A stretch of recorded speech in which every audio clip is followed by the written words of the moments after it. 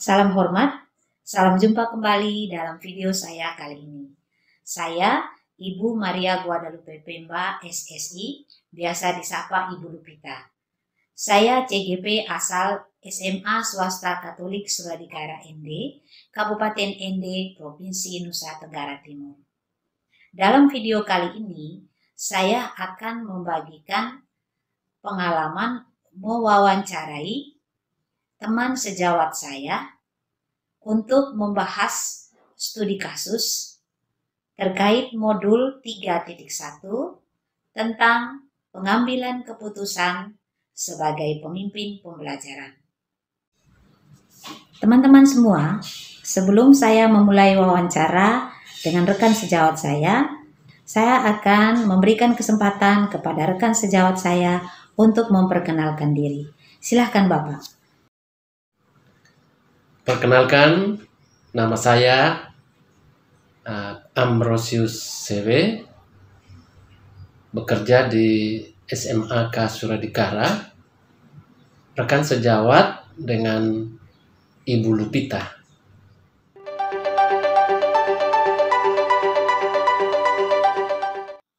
Adapun studi kasusnya sebagai berikut akan saya bacakan. Studi kasusnya yaitu kasus yang dialami oleh Ibu Tati. Ibu Tati adalah guru kelas 5 yang merupakan rekan kerja Anda yang mana sama-sama mengajar di kelas 5 yang kelasnya paralel. Ruang kelas Ibu Tati pun persis di sebelah ruang kelas Anda. Ibu Tati terkenal sangat disiplin dan cenderung galak. Pada sisi lain, Ibu Tati juga pekerja keras dan murid-muridnya pun selalu mendapatkan nilai-nilai yang sangat baik. Sebagian murid-murid sangat takut kepada Ibu Tati dan sebagian lain bisa menyesuaikan diri. Kepala sekolah Anda dan orang tua murid juga sangat menghargai Ibu Tati. Suatu hari, Anda mendengar tangisan seorang murid dan pergi keluar untuk melihat asal suara tangisan tersebut.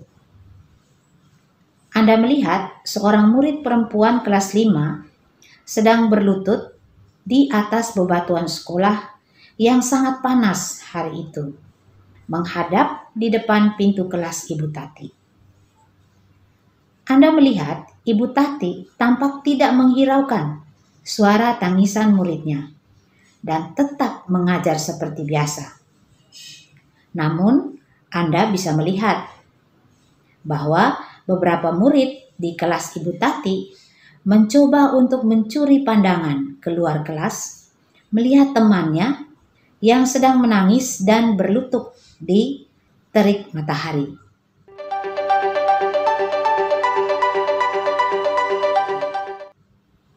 Nah, sekarang ada beberapa pertanyaan yang ingin saya tanyakan kepada Bapak sebagai rekan sejawat saya.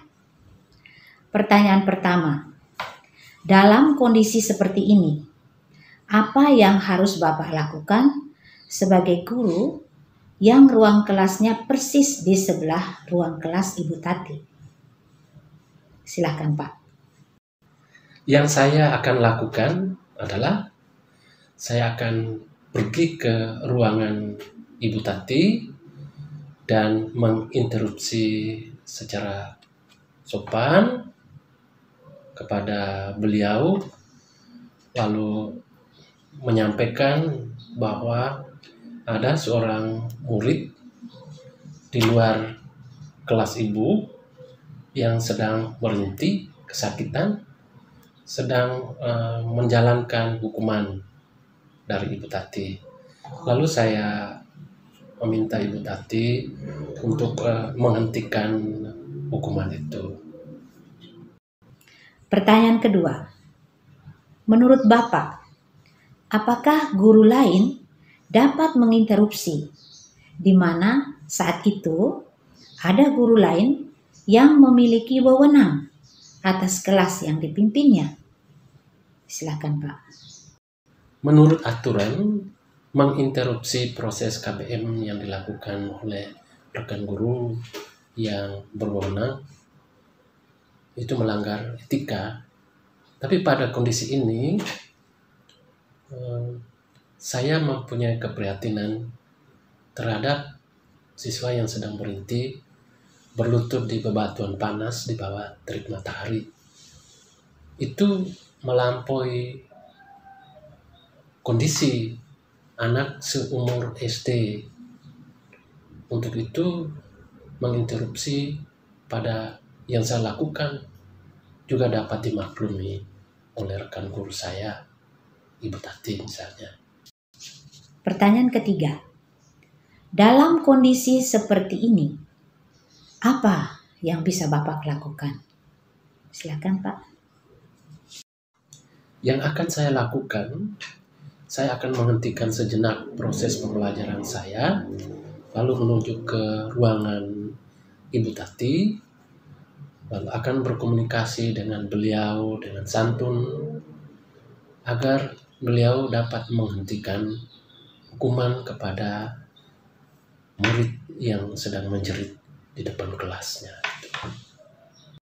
Pertanyaan keempat. Dapatkah Bapak menginterupsi? Mengapa? Dan bagaimana? Silakan Pak. Ya, saya dapat menginterupsi. Mengapa saya bisa menginterupsi? Karena pada kondisi yang sedang dialami oleh anak yang menjalankan hukuman itu, muncul keprihatinan saya. Anak seumur kelas 5, hemat saya tidak mampu menjalankan hukuman seberat itu, apalagi di bawah terik matahari. Saya akan melakukan ini dengan baik. Saya akan mendekati Ibu Tati, berkomunikasi dengan baik, dengan santun, sambil meminta agar beliau segera menghentikan hukuman itu kepada murid yang berlutut di luar itu.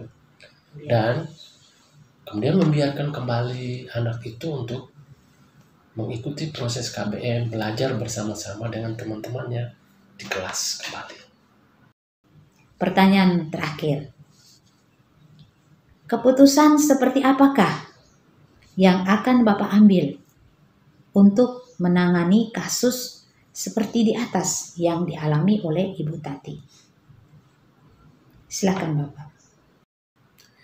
Keputusan yang akan saya ambil adalah saya akan menginterupsi, berkomunikasi secara santun, baik dengan Ibu Tati, dan meminta atau menganjurkan kepada beliau untuk menghentikan hukuman yang sedang dijalankan oleh murid tadi, dan meminta lagi agar Ibu Tati juga mulai menerapkan disiplin yang lebih positif, yang lebih menyenangkan, dan tidak menggunakan kekerasan. Terima kasih Ibu Lupita yang sudah mengajak saya untuk berdiskusi bersama tentang kasus yang dialami oleh Ibu Tati. Hal ini menginspirasi saya. Mungkin di kemudian hari saya mengalami, atau di sekolah saya juga mengalami hal yang sama, maka saya akan melakukannya dengan senang hati. Inilah pembelajaran untuk saya juga. Sekali lagi, terima kasih. Terima kasih sudah menyaksikan video saya bersama rekan sejawat saya dalam kaitannya dengan eksplorasi konsep modul 3.1 tentang pengambilan keputusan sebagai pemimpin pembelajaran.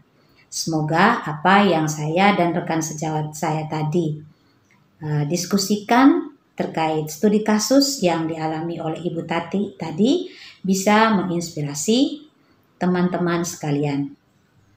Sekali lagi, salam guru penggerak, merdeka belajar.